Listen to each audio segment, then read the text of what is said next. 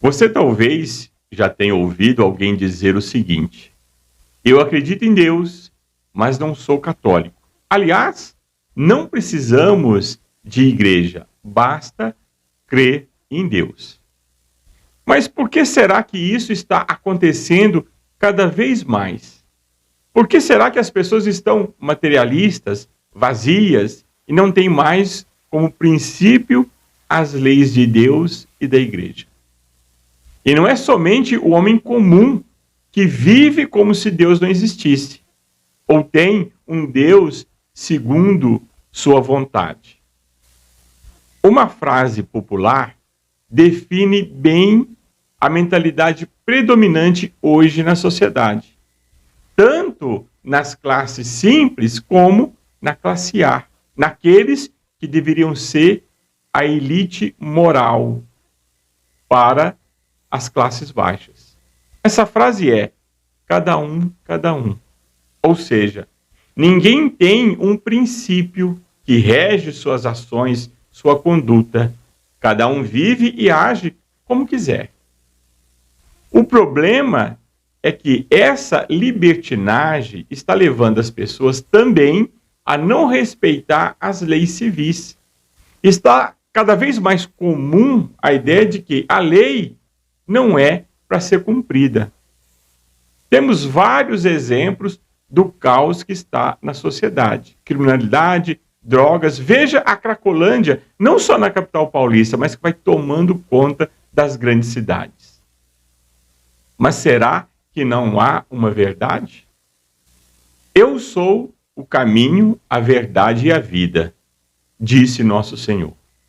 Portanto, sem Cristo, ou seja, sem os seus ensinamentos, que é a doutrina católica, não há verdade e não há vida. Com essa conclusão, chegamos a outro ponto. Ele está falando da vida eterna, o que também muitos não acreditam mais. Olha ao seu redor e você vai perceber isso. Nosso Senhor não veio, como acreditam até hoje alguns judeus, para estabelecer um reino terreno, material, mas sim o reino espiritual, a vida eterna. E para ensinar, governar e santificar o homem, Deus criou a igreja. Se não precisássemos da igreja, nosso Senhor não teria afundado. Mas alguém pode dizer: Cristo não fundou igreja. Ora, se ele não fundou a igreja católica, apostólica, romana, por que chamou os apóstolos?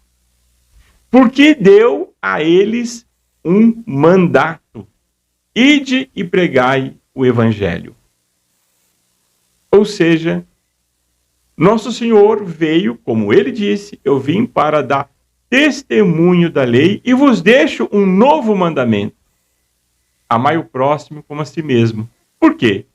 Porque quem ama a Deus sobre todas as coisas, primeiro mandamento, e ao próximo como a si mesmo, não descumpre os demais mandamentos que se referem ao próximo e a Deus.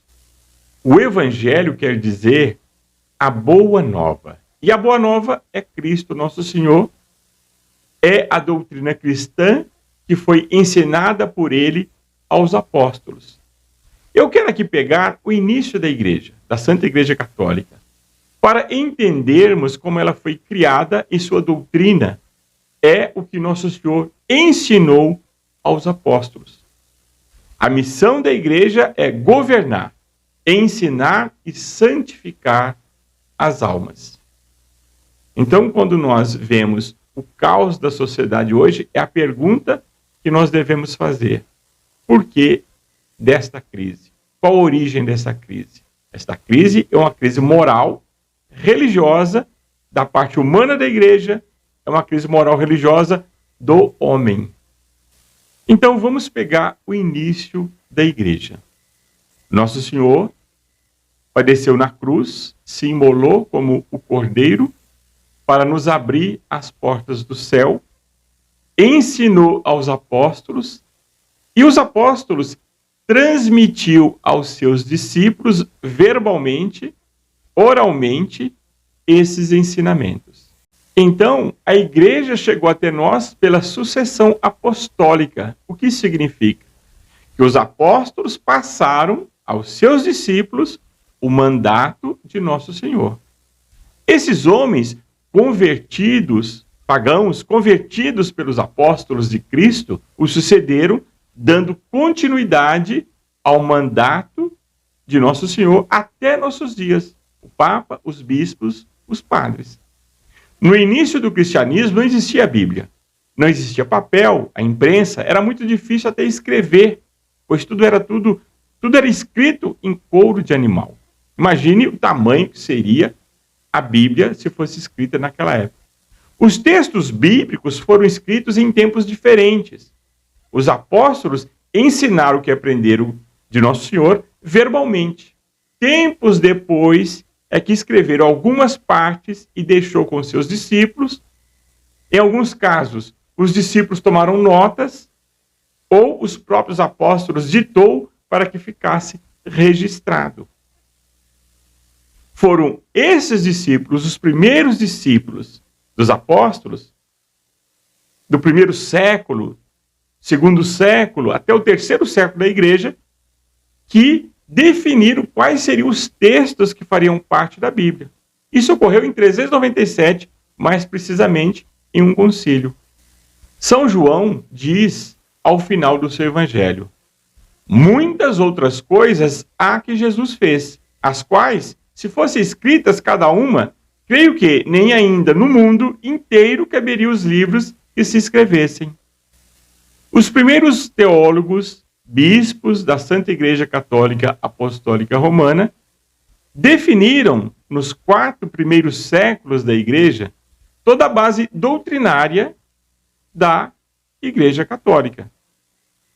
Definiram que Cristo tem as duas naturezas, humana e divina, que Nossa Senhora é mãe de Jesus Cristo, homem e Deus. Eles definiram quais seriam os livros que comporiam a Bíblia e combateram heresias que surgiram nos primeiros séculos. Veja o que defendeu Santo Irineu de Lyon, que foi discípulo de São Policarpo. São Policarpo, do primeiro século da Igreja. Ele conheceu São João Evangelista, São Policarpo. São João viveu quase 100 anos. Foi o único dos apóstolos que não foi martirizado. No seu escrito mais conhecido, Santo Irineu enumera heresias, especialmente o gnosticismo. Ele enfatizou os elementos tradicionais da Igreja Católica, especialmente o episcopado, a escritura e a tradição. Santo Irineu escreveu que a única maneira para os cristãos manterem a unidade era aceitar a autoridade dos concílios e o primado papal. Santo Irineu defendeu também a canonicidade dos 4 evangelhos. Foram eles, os padres da igreja, que desde o início, mesmo antes da Bíblia está escrita, definiram a base da nossa fé cristã, católica, apostólica romana.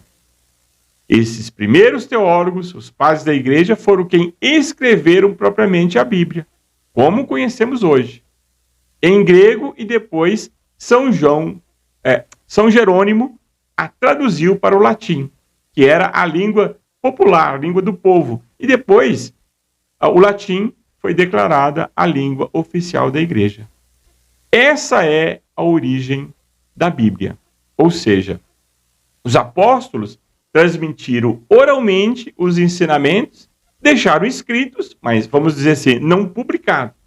Mas depois, os concílios, os primeiros 400 anos da igreja, 4 séculos, os seus discípulos definiram quais seriam os escritos que fariam parte da Bíblia e a publicaram. Depois, traduziram. É preciso conhecer a obra civilizadora da Santa Igreja ao longo dos séculos, para termos um amor verdadeiro e profundo à sua doutrina. Para isso, quero convidá-lo a se inscrever no canal e curtir esse vídeo. Assim estaremos levando a muitas outras famílias as bênçãos e a graça de sermos católicos apostólicos romanos.